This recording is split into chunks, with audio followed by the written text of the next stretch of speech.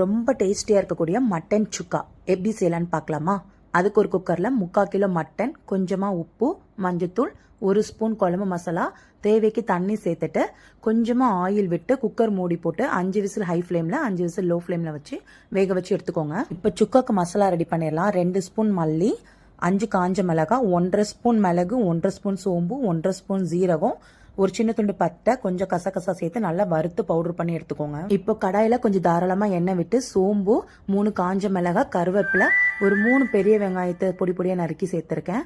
அதையும் சேர்த்துட்டு கொஞ்சம் இஞ்சி பூண்டு சேர்த்து நல்லா வதக்கிட்டு நம்ம அரைச்சி வச்சிருக்க சுக்கா மசாலாவும் சேர்த்து வதக்கிக்கோங்க. சிம்ல வச்சு வதக்கிட்டு வேக வச்ச நம்ம மட்டனை தண்ணியோட சேர்த்துக்கலாம்.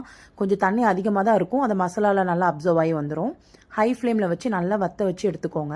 உங்களுக்கு எந்த அளவு கன்சிஸ்டன்சி தேவையோ அந்த அளவு வச்சுட்டு கடைசியாக கருவேப்பிலை தூவி சர்வ் பண்ணிங்கன்னா செம்ம டேஸ்டியான மட்டன் சுக்கா ரெடி.